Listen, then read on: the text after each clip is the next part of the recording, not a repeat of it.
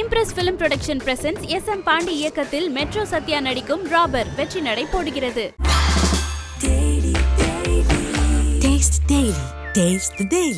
YSR production Yuvan Shankar Raja தயாரிப்பில் ரியோராஜ் நடிப்பில் sweet heart வெற்றி நடை போடுகிறது. முக்கியமான கமல் சார் படம் ராஜ் கமல் ஃபிலிம்ஸோட சதி லீலாவதி.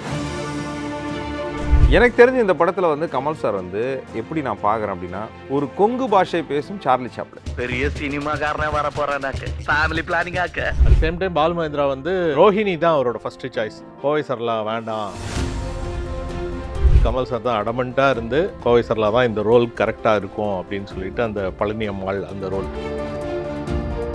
அந்த படத்தை வந்து ரொம்ப கீனாக கவனிச்சா அது ஒரு அங்கீகரிக்கப்படாத ஒரு ரிலேஷன்ஷிப்பில் எவ்வளோ சேலஞ்சஸ் இருக்குது அப்படிங்கிறது ரொம்ப நல்லாவே.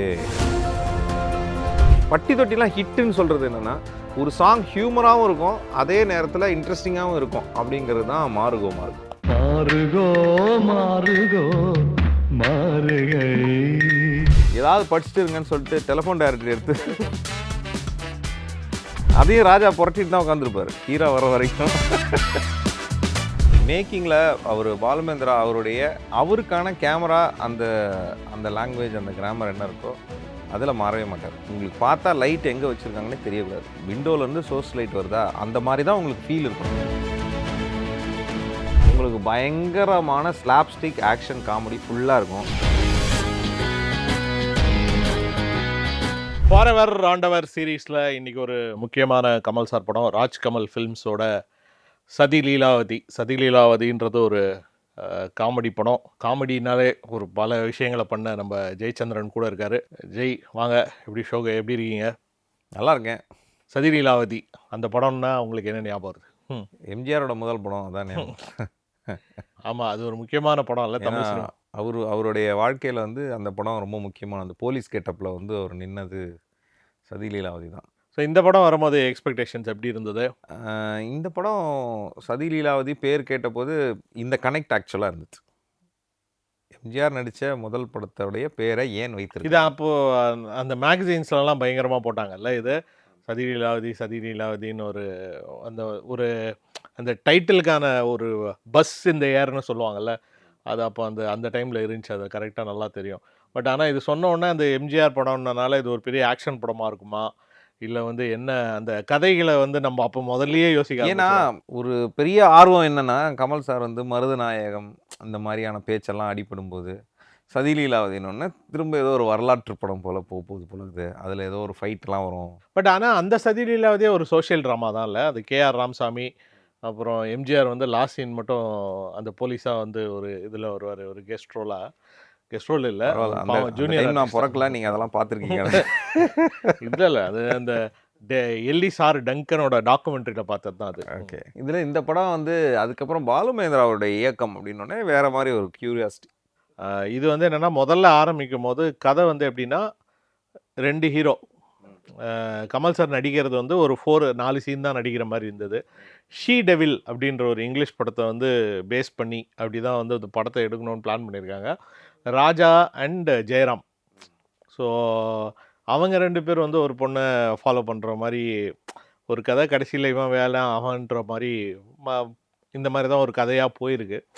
இந்த டைமில் போகும்போது கமல் சார் அது வந்து கேட்டவுடனே, இது வந்து நம்ம இப்போ ப்ளூ சட்டை சொல்கிற மாதிரி தமிழ் சினிமாவில் இது மாதிரி ஒரு 1.5 லட்சம் கதை வந்திருக்கு அப்படின்னு சொல்லிட்டு அதை வேணாம் அப்படின்னு சொல்லிட்டு இந்த ஃபார்மேட் ஒரு அனந்து அவரோட கதை தான் அதை வச்சுட்டு பண்ணார் அப்படின்னு சொல்லுவாங்க. At same time Balu Mahendra வந்து காஸ்டிங்கில் வந்து அப்புறம் ஜெயராம் வந்து பயங்கரமாக பிஸியானோடனே ரமேஷ் அரவிந்த் வந்தார். ரமேஷ் அரவிந்த் வந்ததுக்கப்புறம் கூட இது ரோஹிணி தான் அவரோட ஃபஸ்ட்டு சாய்ஸ். கோவை சரளா வேண்டாம், ஸோ மார்க்கெட்டு அது இது கமல் சார் மாதிரி ஒரு பெரிய ஸ்டாரு கோவை சரளா போடலாமா அப்படின்ற மாதிரி கமல் சார் தான் அடமெண்ட்டாக இருந்து கோவை சரளா தான் இந்த ரோல் கரெக்டாக இருக்கும் அப்படின்னு சொல்லிட்டு அந்த பழனி அம்மாள் அந்த ரோல். அதுதான் வந்து ஆச்சரியத்தோட உச்சமாக இருந்தது ரசிகர்களுக்கு. அந்த டைமில் கமல் சாருக்கு பேர் வந்து கோவை சரளா அப்படிங்கும்போது அவங்கள வந்து திருவாரூர் பார்ட்டியில் கூப்பிட்டாங்க, பொன்னவராதி பார்ட்டியில் கூப்பிட்டாங்க, காரைக்குடி பார்ட்டியில் கூட கூப்பிட்டாங்க. என் கிறகம் இங்கே வந்து மாட்டிக்கிட்டேன். இப்படி ஒரு ஆர்டிஸ்ட்டாக பார்த்த, அதாவது என்ன அப்படின்னு வடிவேலை புரட்டி எடுத்த மாதிரியான ஒரு கேரக்டர் இருந்த ஒரு ஆர்டிஸ்ட்டு இப்படி ஒரு காம்பினேஷனில் இவங்களோட எப்படி நடிப்பாங்க, அது எப்படி இருக்க போகுது அந்த கியூரியாசிட்டி வந்து ரொம்ப அதிகமாக இருந்துச்சு. அப்படி பார்த்தவங்க கமல் சார் கூட பேரா நடிக்கிறாங்களா அப்படிங்கிற மாதிரி ஒரு கியூரியாசிட்டி கிடச்சிது. அது அது வந்து படம் ஆரம்பித்த போதே அது ஒரு பெரிய டாக்கில் வந்து அது ரொம்ப முக்கியமாக இருந்தது. அந்த பாட்டு மாறுகோ மாறுகோ மாறுக மாறுக பாட்டு வந்து ரொம்ப ஃபேமஸ் ஆயிடுச்சு. அது எப்போ பார்த்தாலும் ஒளியும் ஒளியும் சிறப்பு நிகழ்ச்சி அது இதுன்னு எல்லாத்துலேயுமே அது போட ஆரம்பிச்சிட்டாங்க. பட் ஆனால் இந்த டைம் வந்து சதிலீலாவதி வந்து ரொம்ப எக்ஸ்பெக்டேஷனாக இருந்தாலும் அதுக்கு முன்னாடி அந்த டைமில் வந்து ஒரு மெகா பாஷான்ற படம் வந்துச்சு. ஸோ அது வந்து பாஷா வந்து ஒரு ஸ்டாம் மாதிரி எடுத்துகிட்டு போச்சு. உங்களுக்கு பட் தெரியுமா, நான் வந்து பாஷா வந்து பார்த்தது அந்த செகண்ட் ரிலீஸு இதெல்லாம் போகும்ல, அதாவது பெரிய தேட்டரில் ரிலீஸ் ஆகி படம் ஹிட் ஆகிட்டதுக்கப்புறம் அதுக்கப்புறம் சின்ன தேட்டருக்குலாம் வரும்ல, அங்கேயும் கூட்டமாக ஹிட்டாக ஓடும். ஆமாம் ஆமாம். அந்த மாதிரி நான்லாம் பாஷா பார்த்ததே வந்து ட்ரிப்ளிகேன் ஸ்டார் தேட்டரில். ஸ்டார் தேட்டர் வந்து ஃபஸ்ட்டு ஷோ ரிலீஸ் ஆகிற தேட்டர்ஸ் கிடையாது. ஆல்பர்ட்டு தேவி இதெல்லாம் தான் பாஷாவோட ஃபஸ்ட் ரிலீஸ்க்கெலாம் போகும். அதுக்கப்புறமா தான் எங்கள் ஏரியாவில் வந்து ஸோ ஸ்டார் நீங்கள் தேட்டர். கமல் ஃபேன்னு ஃபஸ்ட்டு சதிலீலாவதி தான் பார்த்தீங்களா? ததியிலலாம் எங்கே போய் தேட்டரில் போய் பார்க்குறது, அதுக்கான வாய்ப்பே கிடையாது. அதெல்லாம் எப்போ டிவியில் போகிறாங்களோ அப்போ தான் பார்த்துக்கணும். ஏன்னா அந்த மாதிரியான ஒரு கண்டிஷன் தான். பாஷாலாம் பெரிய ஹிட்டு டாக்கு, அது எப்போ தேட்டரில் பார்ப்போன்னு வெயிட் பண்ணி பார்த்து டிக்கெட்லாம் கிடைக்காம ஊரே போய் பார்க்குது. சரி ஸ்டார் தேட்டரில் வந்த உடனே போய் பார்க்கலாம் அப்படின்னு சொல்லி போய் பார்க்குறோம். அதுவே 2 வாட்டி பார்த்துருக்கேன். ஸோ இந்த படமும் அதான் வந்து எல்லாரும் வந்து இது ஏன் ரொம்ப ஒரு மாதிரி மெலோடவுன் ஆச்சுன்னா, அந்த டைமில் வந்து பாஷா வந்து ஒரு பெரிய மெகா ரஜினி சாரோட வந்து கரியர் பெஸ்ட் மூவின்ற மாதிரி பேசிட்டு இருக்காங்க. இந்த சைடு பார்த்தா கமல் சாரே வரமாட்டார் படத்தில், 2 சீன் தான் வருவார் அப்படின்னு சொல்லிட்டு பல பேர் ஆரம்பிச்சுட்டு இருந்தாங்க. ரமேஷ் அரவிந்த் தான் main lead. Ramesh Aravind main lead, Kamal sir வந்து 4 சீன் தான் வராரு. ஸோ நம்ம ஆடியன்ஸ் அப்போ பயங்கரமாக இது பண்ணுவாங்கல்ல. அப்போ எல்லாரும் வந்து ஐயா சதிலீலாவதியில் வந்து கமல் சார் தான் வரும். அது திருப்பி அப்புறம் 2 ஒய்ஃபு பாலு மகேந்திரா ரெட்டைவால் குருவிலேருந்து. ஸோ எல்லாரும் அந்த படத்தை அப்படியே கொஞ்சம் இது பண்ணிட்டாங்க. ஆமாம், அப்போ தான் மறுபடியும் வந்திருக்கு, திருப்பி மறுபடியும் அதே படமா அப்படிங்கிற மாதிரி ஒரு டாக் வந்துருச்சு அதில். ஸோ அதுக்கப்புறம் எல்லாரும் வந்து பேச ஆரம்பிச்சோன்னே இந்த மார்கோ மார்கோ பாட்டு வந்ததுக்கப்புறம் 2-3 காமெடி சீன்லாம் போட ஆரம்பிச்சதுக்கப்புறம் தான் வந்து சதிலீலாவதியில் வந்து ரொம்ப முக்கியமான ஒரு விஷயம் வந்து கிரேசி மோகன் இருக்கிறாரு, அவருடைய வசனங்கள் விளையாடுது அப்படிங்கிறது அதில் ரொம்ப முக்கியமாக இருந்துச்சு. ஏன்னா அந்த ஹியூமர் வந்து அதில் பயங்கரமாக எடுத்துருச்சு. இன்னொரு முக்கியமான விஷயம், இவ்வளோ ஹியூமர் வந்து பாலுமேந்திரா அவர்களுடைய மேக்கிங்கில். இன்னைக்கு கூட ஒரு சீன் பார்த்துட்டு வந்தேன். அந்த சீன் வந்து உள்ள ரமேஷ் அரவிந்த் வந்து கிளைமேக்ஸ்க்கு முன்னாடி அவர் சரக்கு அடிப்பார். சோடா அங்கே வச்சுருக்கேன், அங்கே போய் எடுத்துகிட்டு வா அப்படின்னு சொல்லி அந்த ரூமில் ராஜாவையும் ஹீராவையும் உட்கார வச்சுருப்பாங்க. பாட்டில் வந்து கமல் சார் வந்து சோடா பாட்டில் உள்ள ஒழிச்சு வச்சுருப்பார். அவர் போன உடனே அவ்வளோ சில்லுன்னு அதில் உட்காந்துருக்காங்க. ரமேஷ் அரவிந்த் அவர் போன உடனே சோடா எடுக்க போயிட்டு போனவொடனே இவங்க 2 பேரும் கட்டி பிடிச்சிட்டு இருக்கவொடனே யாருன்னு பார்த்துட்டு அடி பாவி அப்படி சொல்லிட்டு ஒரு சண்டை நடக்கும். உடனே அங்கேருந்து சவுண்டு கேட்டு கமல் சார் வருவார். கமல் சார் வந்தவொடனே இவங்க 2 பேர் அடிச்சுக்கிட்டு இருப்பாங்கள்ல, அவர் மேலே போய் மேலே போய் ஜம்ப் பண்ணுவார். ஓகே, அங்கேருந்து அவரை எடிட் பண்ணிட்டு அவர் சட்டையை வந்து ராஜா பிடிப்பார். ராஜாவை இவர் தள்ளி விடுவார். அப்புறம் இவங்க ஒரு 4 பேர் ஒரு சின்ன ரூமில் ஒரு போர்ஷனில் ஒரு பெரிய இந்த என்ட்ரன்ஸ்லேயே ஒரு கசமுசா பிரச்சனை நடக்கும். இதெல்லாம் ஒரே சிங்கிள் ஷாட்டில் அப்படியே போகும். நடுவில் கட்டே கிடையாது, கட் பண்ணி எதுவுமே கிடையாது. அந்த போர்ஷனில் அதை அவ்வளோ வாட்டி ரிஹர்ஸ் பண்ணியிருப்பாங்க. அந்த ஃப்ளோ, அந்த ஒரு தகராறாக தெரியணும், அந்த சண்டையாக தெரியணும். அதில் நடுவில் கமல் சாருக்கு என்ன சொல்லணும்னு தெரியாதுல்ல. அந்த சண்டை நடக்கும்போது ஒரு சில பேர் ரொம்ப கத்திக்கிட்டே இருக்காங்க, அடிச்சுட்டே இருக்காங்கன்னா என்ன அப்படிங்கிற மாதிரி அப்படி போயிட்டு டக்குன்னு என்ன சொல்லணும்னு பார்த்தாருன்னா பாக்கெட்லேருந்து அந்த ஸ்கிரிப்ட் எடுப்போம். இவ்வளோ நிறுத்திட்டு என்ன சொல்லணும்னு தெரியாது அவருக்கு. இப்போ என்ன சொல்லணும், ஸ்கிரிப்ட் எடு அப்படின்னு பாக்கெட்லேருந்து எழுதி வச்சு பிளான் பண்ணியிருப்பாரு. அந்த ஸ்கிரிப்ட் எடுத்து வச்சுட்டு இந்தா அப்படின்னு ரமேஸ்வரன் நெஞ்சிலே வச்சு எனக்கு கம்பெனி நீங்கள் சொன்னது ஒன்றும் புரியல, நானே சொந்தமாக பேசி போடுறேன் அப்படின்னு வந்து கடைசியில் பேசுகிறேன். ஏன்னா அந்த பிள்ளைக்கு பண்ணது துரோகம்னா இந்த பிள்ளைக்கு பண்ணதும் துரோகம் தான் அப்படின்ட்டு அப்படியே ஒரு இதுவாக பேசுவார். அது ஒன்று பயங்கரம். அதுலேயும் வந்து என்னென்னா நீங்கள் சொன்ன மாதிரி கிரேசி மோகன் டைலாக்ன்ற மாதிரி அந்த தாத்தா ஒருத்தர் இருப்பார், ரமேஷ் அரவிந்தோட அப்பா. அவர் வந்து இந்த படத்தில் வந்து அந்த ஹீராவோட வீட்டில் வந்து எல்லாரும் பசங்கள்லாம் அங்கே தங்க வந்தோடனே அவர் கோமணத்தை எடுத்து மேலே காயப்பட்டிருப்பார். என்னது இது அப்படி, வாட் ஸ்டூபிடிட்டி திஸ் அப்படின்னு சொல்லுவீங்க. ஒன்றும் இல்லை, no this is children where and there, this is there and where. அவரும் ஒரு காமெடி அடிப்பார் அந்த இடத்துல. அதான் அந்த கிரேசி மோகனோட ரைட்டிங் வந்து அந்த தாத்தா வரைக்கும் வந்து காமெடி வச்சுருப்பாங்க அதில் வந்து அந்த மேக்கிங்கில் அவர் பாலுமேந்திரா அவருக்கான கேமரா அந்த லாங்குவேஜ் அந்த கிராமர் என்ன இருக்கோ அதில் மாறவே மாட்டார். அவர் வந்து லைட் வந்து உங்களுக்கு பார்த்தா லைட் எங்கே வச்சுருக்காங்கன்னே தெரியக்கூடாது. விண்டோலேருந்து சோர்ஸ் லைட் வருதா அந்த மாதிரி தான் உங்களுக்கு ஃபீல் இருக்கணும். ஸோ அந்த ஆக்டர்ஸ் வந்து விண்டோ கிட்ட நிற்பாங்க, உட்காந்துருப்பாங்க, இல்லை அங்கே இருப்பாங்க. லைட் வந்து தனியாக இதுக்குன்னு இங்கே ஒரு இப்படியே ஃபில் அடித்து அங்கே அடித்து இதை அடித்து அதெல்லாம் பண்ணவே மாட்டார். நீங்கள் யதார்த்தமாக ஒரு ஃப்ளாட்டுக்குள்ளே வந்தீங்கன்னா அங்கே என்ன வெளிச்சம் இருக்குமோ அங்கே தான் இருக்கும். அங்கே ஒரு லேம்ப் போட்டிங்கன்னா லேம்போட லைட்டு வரா மாதிரி இருக்கும். அது வந்து அவரோட theory of lighting as a cinematographer. அது வந்து இது கமல் சார் வராரு, இவங்க கிரேசி மோகன் வராங்க, இது ஒரு காமெடி படம், அதனால் இதெல்லாம் மாற்றுவோம், அதெல்லாம் எதுவுமே கிடையாது. இவங்க போயிட்டு அந்த மெனு கார்டெலாம் வேறார் மெனு கார்ட் அப்படின்னு இங்கே தான் இருக்குது அப்படி அந்த சீன்லாம் இருக்குல்ல, ஓகே தேங்க்யூ அப்படின்றது. அந்த சீனில் கூட வெளியிலேருந்து பெரிய அளவில் உங்களுக்கு ஃபில்லிங் போட்டு லைட்லாம் போட்டிருக்கவே மாட்டாங்க. அந்த சைடு கிளாஸ் விண்டோவிலேருந்து என்ன லைட் வருதோ அது மாதிரியான லைட்டிங்கில் தான். அதான் அவர் அந்த அந்த பாட்டு முடிஞ்சவொடனே அவர் இடுப்பு பிடிச்சிரோன்னு நிற்பார்ல, அந்த இடத்துல கூட அந்த அந்த ஹோட்டலோட லேம்பில் எப்படி ஒரு லைட் வருதோ அந்த லைட்டை வந்து நம்ம லைட் அதுக்காக அந்த லேம்ப் லைட்டில் எடுத்துருக்க மாட்டாங்க. அந்த லேம்ப் லைட்டை நம்ம என்ன ஃபீல் பண்ணுவோம் அதுதான் அந்த லைட்டு. அது வந்து ஷோராக வந்து அந்த படத்தில் அதுதான் வந்து அது லெகசி ஆஃப் பால் மகேந்திரா அவருடைய சினிமாட்டோகிராஃபி இது. அதனால அவருடைய மூவி அப்படிங்கிறது அது அப்படியே அதாவது அதுவும் இருக்கும்.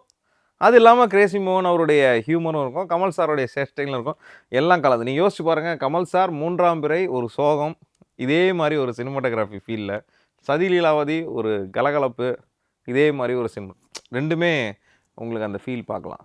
நான்லாம் ரொம்ப விழுந்து எழுந்து நின்று சிரித்தது வந்து 3 இடம் அந்த கிளைமேக்ஸில்.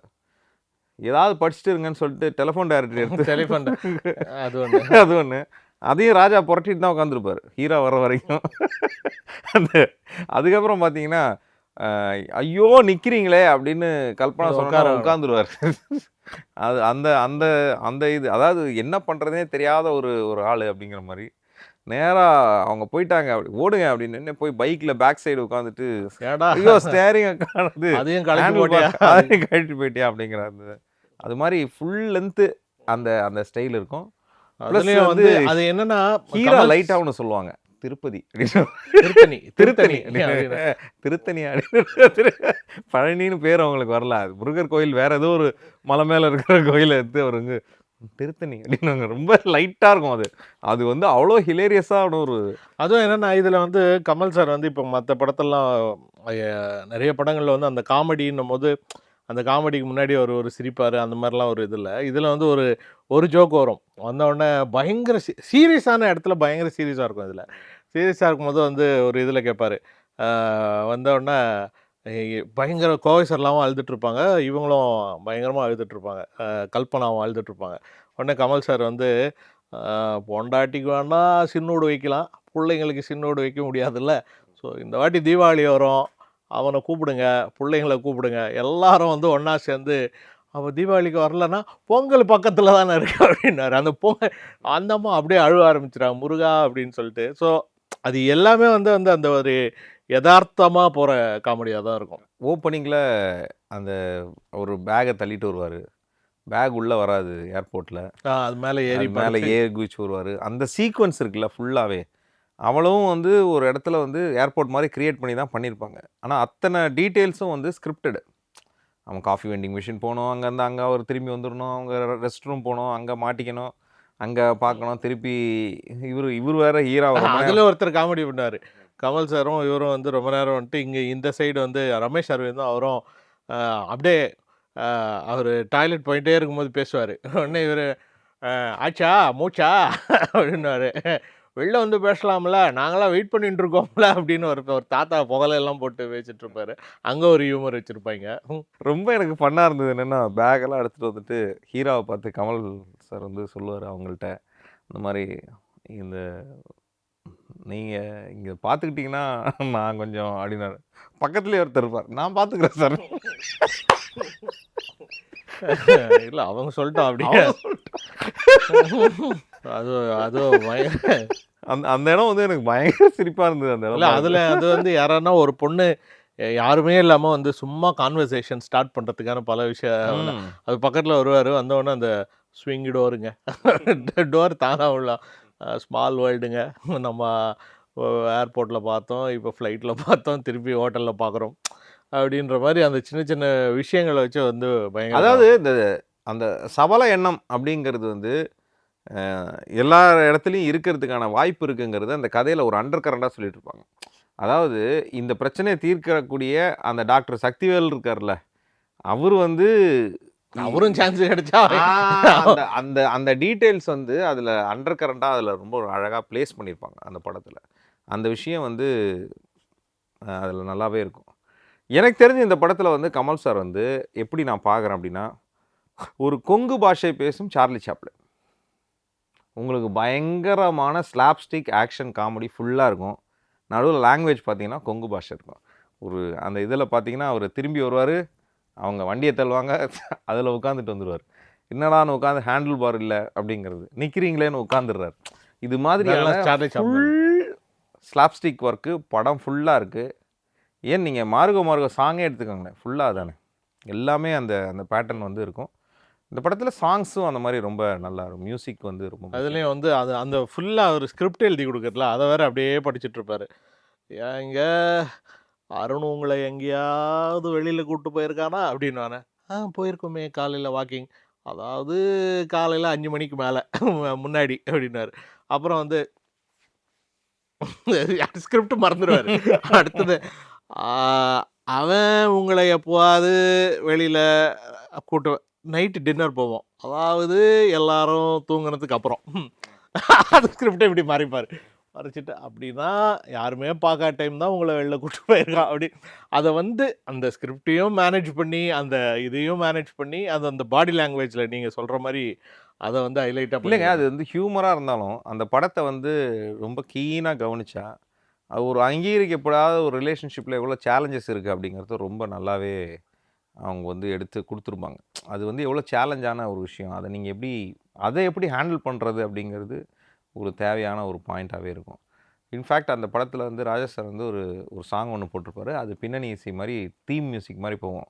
சிங் சிங் சிங் சிங் சிங் சிங் ஒரு தாரம் தலையில் வச்சு மறுதாரம் வந்த சிவனே சிவனே சிவனே, அந்த மாதிரி அந்த ஒரு ஒரு ஒரு ஒரு பண்டாரம் ஒரு ஆண்டியார் நந்தனார் பாட்டு மாதிரி அது வந்து பின்னாடி வந்துகிட்டே இருக்கும். அது வந்து ஒரு அந்த ஃபன்னை இன்னும் மாடு பிடிச்சிட்டு வருவார் தெரியும். ஆமாம், தாத்தா தானே. மாடு சாணி போடுது அப்பார்ட்மெண்ட்டில், அந்த மாதிரியான விஷயங்கள்லாம் வந்து ரொம்ப நல்லா இன்ட்ரெஸ்டிங்காக இருக்கும். அந்த மியூசிக் வந்து அந்த இதில் இருக்கும். பாட்டில் வந்து மெலடியில் வந்து மகாராஜனோடு ராணி வந்து உன்னிகிருஷ்ணன். ஆமா. அந்த பாட்டு ரொம்ப அருமையான ஒரு ஆர்கெஸ்ட்ரேஷன் இருக்கும். அது வந்து அந்த சரணம்லாம் அவ்வளோ அருமையாக இருக்கும் அந்த பாட்டில். அந்த அந்த நம்ம இப்போ இந்த மெலடி அப்படின்னு சொன்னால் அந்த படத்துக்கு அது ஒரு முக்கியமானது. அதில் வந்து ஃப்ரெட்லெஸ் பாஸ் அப்படின்னு சொல்லுவாங்க. எப்படி நம்ம கண்மணி அன்போடு பாட்டு இருக்கு இல்லைங்களா, கண்ம down down down down down down down அப்படின்னு அந்த சவுண்டிங் இருக்கு இல்லையா, அது வந்து ஃப்ரெட்லெஸ் பாஸ்ன்னு சொல்லுவாங்க. பாஸ் கிட்டாரில் வந்து அது கிட்டாரில் எப்பவுமே ஃப்ரெட்ஸ் இருக்கும்ல வரிசையாக, அது வயலின் மாதிரி இருந்தால் அப்படி இருக்கும், ஃப்ரெட்டே இல்லாமல். அந்த மாதிரி ஒரு பாஸ் கிட்டாரில் வாசி. இதில் பார்த்தீங்கன்னா மகாராஜனோடு ராணி வந்து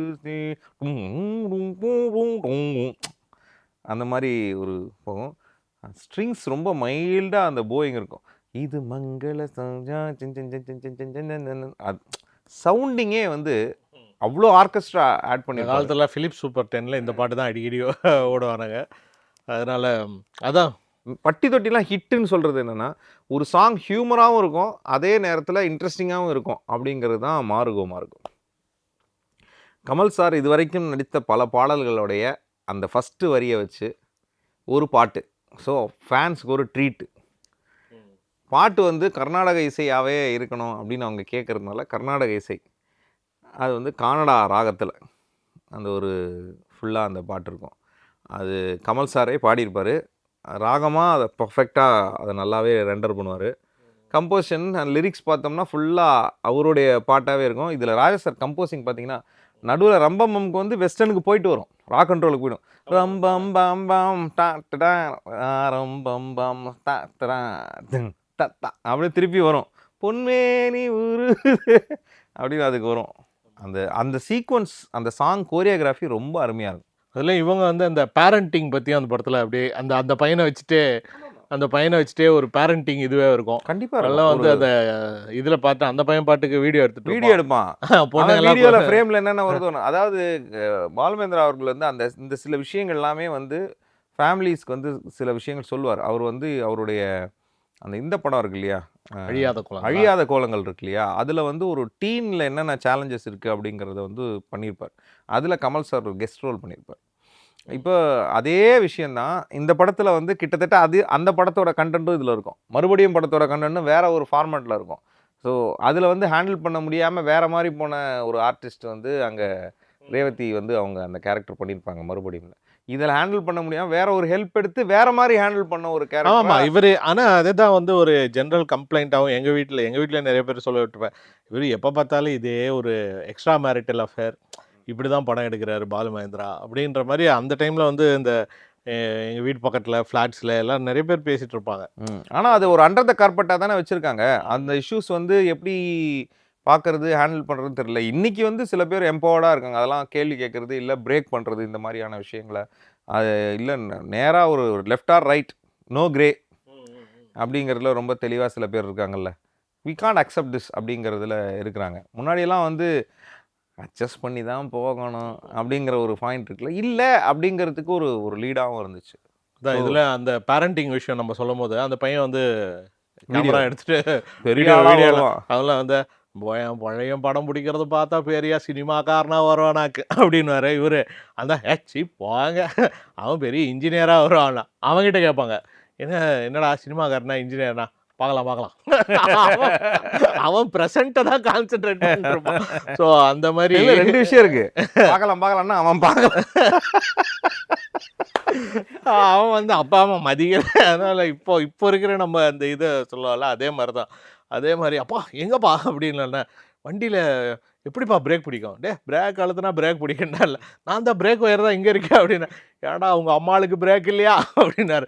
வண்டிக்கு பிரேக் இல்லைப்பா அப்படின்றாரு. அந்த பையனோட வச்சுட்டு அது ஒரு காமெடி சீக்வன்ஸாக போவோம். ஸோ அதுதான் வந்து இது ஃபுல்லாக அந்த காமெடி ஆஃப் எரர்ஸ் அப்படின்னு சொல்கிறதுல வந்து நீங்கள் சொல்கிற மாதிரி ஸ்லாப்ஸ்டிக் இது எல்லாமே வச்சுட்டு வந்து ஒரு ஃபுல் லென்த் காமெடியாக இன்னைக்கு வரைக்கும் இந்த படம் வந்து மக்கள் ரிப்பீட் பார்க்கறதுக்கான ஒரு காரணம் கிரேசி மோகன் அவர்கள்.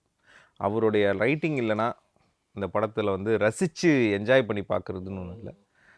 இதெல்லாம் வேணுமா அப்படின்ற ஒரு மைண்ட் செட் இல்லாமல் பாலு மகேந்திரா அவர்கள் எல்லா வடிவமும் அதில் இருக்கணும், அதையும் நம்ம வந்து அதுக்கு நமக்கான சினிமா அறத்துலேயும் அதை கொண்டு போகலாம் அப்படின்றத அவர் வந்து அதை பேலன்ஸ் பண்ணி கொடுத்த அவருடைய விஷயங்கள். கமல் சார் இதுக்கு பாலு மகேந்திராவுக்கான ரெஸ்பெக்ட் இல்லையா, அவர் எப்படி பண்ணுறாரோ அந்த ஃபார்மேட் தான். அவர் வந்து ரொம்ப தேவையில்லாமல் அப்படி கட் பண்ணி இப்படி வர விஷயங்கள். அதுலேயும் வந்து கமல் சாரோட கேரக்டரைசேஷன் பார்த்தீங்கன்னா ஃபஸ்ட்டு நீங்கள் சொல்கிற மாதிரி அவரும் வந்து அந்த ஹீரோவை பார்த்து ஒரு மாதிரி அவரும் ஜொல்லுடுற மாதிரி வருவார். அதுக்கப்புறம் ஃப்ரெண்டு தான் இருக்கான்னு சொல்லிட்டு அதில் பொறாமையாகவும் ஒன்று பேசுவார், ஏன்டா இதுக்கு தான் என்ன கட்டு பண்ணி விட்டியா அப்படின்ற மாதிரி ஒன்று. அதுக்கப்புறம் வந்து இவங்க பாவமாகவும் இருக்கும், அட் த சேம் டைம் இவங்ககிட்ட அவர் எதிர்த்தும் பேச மாட்டார். அந்த ஒரு இதில் வந்து என்ன கேட்பாங்க, ஏமணி அவனை இப்படி ரோட்டில் வச்சு அசிங்கப்படுறதுக்கு முன்னாடி யோசிச்சிருக்கணும், எல்லாத்தையும் கேட்குறதுக்கு அவன் என்ன சக்திவேல் கவுண்டனா அப்படின்னார். எதே அப்படின்னாங்க இந்தம்மா. ஸோ இவங்களுக்கும் பயந்து அவங்களுக்கும் பயந்துன்ற மாதிரி இருப்பாங்க. அப்புறம் அந்த பையன் சொல்கிறதையும் கேட்க மாட்டார். அப்புறம் வந்து ஃபைனலாக அந்த அந்த சிச்சுவேஷனே வந்து ஆர்கெஸ்ட்ரேட் பண்ணி இவங்க இதெல்லாம் பண்ணுறது தான் அந்த ஃபைனல் கிளைமேக்ஸ் அப்படின்ற மாதிரி ஒரு கேரக்டரைசேஷனுடைய ஒரு விஷயம் வந்து அந்த சக்திவேல் அப்படிங்கிற அந்த கதாபாத்திரம் பார்த்தீங்கன்னா எப்படி வந்து சுயம்புலிங்கம் ஆஃப் உங்களுக்கு வந்து பாபநாசமில் வருதோ இது மாதிரி இதில் வந்து ப்ராப்பராக போடுற டிஷர்ட்லாம் வந்து ஸ்ட்ரைப் டிஷர்ட்டாக இருக்கும். அதை இன் பண்ணி ஜீன்ஸுக்கு மேலே பெல்ட் போடுவார். நீங்கள் நோட் பண்ணிங்கன்னா இதெல்லாம் சில பேட்டர்ன்ஸ் இருக்கும். ஒரு டாக்டர் ஒரு ஊர்லேருந்து வந்து படித்து வந்த ஒரு டாக்டரு கொஞ்சம் கன்சர்வேட்டிவ் சொசைட்டி உள்ளேருந்தும் இருப்பார், அதே நேரத்தில் வந்து கொஞ்சம் மாடர்ன் சொசைட்டிலையும் அப்பப்போ டாக்டர்ன்றதால வெளியே ட்ராவல் பண்ணிட்டு வர ஒரு ஆள். இந்த 2 type of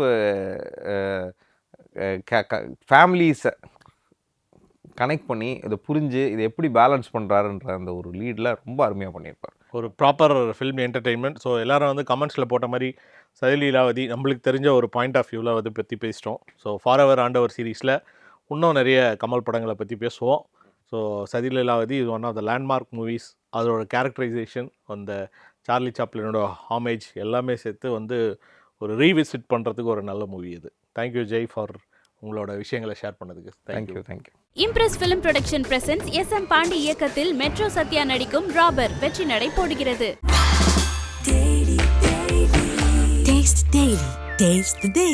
YSR production Yuvan Shankar Raja தயாரிப்பில் ரியோராஜ் நடிப்பில் ஸ்வீட் ஹார்ட் வெற்றி நடை போடுகிறது.